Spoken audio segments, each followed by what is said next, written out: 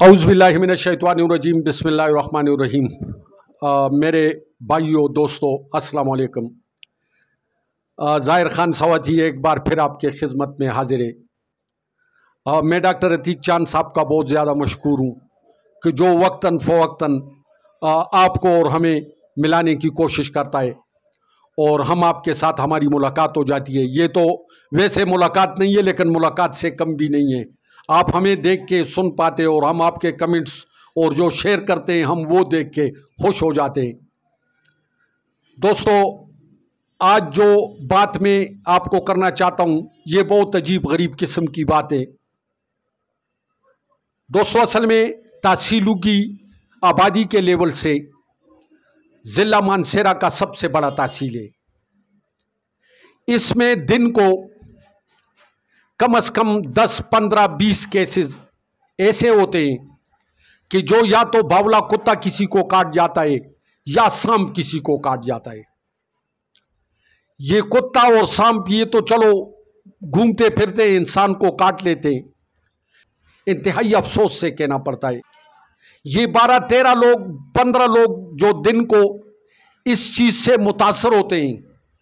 हमारे इदारों के पास ऐसा कोई भी चीज़ नहीं है कि उन गरीब लोगों के ज़ख्म पे मरहम पट्टी लगाई जा सके। आप अगर हॉस्पिटल को जाओ और डॉक्टर से रब्ता करो तो वो कहते हैं कि हमारे पास तो वैक्सीन नहीं है बावले कुत्ते के, हमें तो वैक्सीन देते ही नहीं है। आप अगर DHO साहब से रब्ता करें तो वो कम से कम इतनी नरमी इसमें इख्तियार कर लेते हैं कि आप ऐसे करो कि पेशेंट को भेजो, एक डोज हम अभी लगा देंगे, फिर 4 दिन के बाद भेजो, फिर दूसरा डोज लगाएंगे, फिर 3 दिन के बाद भेजो, फिर डोज लगाएंगे। इस तरह 5 डोज के पीछे वो 5 चक्कर मानसरा के काटेगा। और यहाँ पे 1400-1500 रुपए का एक वैक्सीन मिलता है, जो गरीब के बस की बात नहीं है। नाबे वाला लोग इंतहाई गरीब हैं, उनके पास तो आटे के लिए भी पैसे नहीं है कि वो अपने बच्चों के लिए आटा ले आए, तो वो ये वैक्सीन कहाँ से लेके आएंगे। इंतहाई अफसोस की बात है। मैंने इससे पहले कॉन्फ्रेंस में बहुत जज्बाती होकर बताया, लेकिन पाकिस्तान में किसको किससे बात करनी है ये कोई भी ये नहीं समझता कि ये बात मुझे करते हैं या मुझे इस पे अमल दरामद अब भी करना चाहिए। TMO से अब मेरे साथ मेरा भाई चेयरमैन साहब बैठे हुए हैं। TMO साहब, आपसे रिक्वेस्ट करता हूँ, इल्तिजा करता हूँ कि अपनी टीमें तश्कील दे के ये बावले कुत्तों को मार दो, इस पे अपनी कार्रवाई कर दे। खुदारा ये जान से बत्ते वसूल होते हैं, इससे थोड़ा सा परहेज कर दे। उसके बाद ये कुत्ते इतने नहीं है, ये खत्म हो जाएंगे, आप वापस अपनी जगह पे आ जाओ।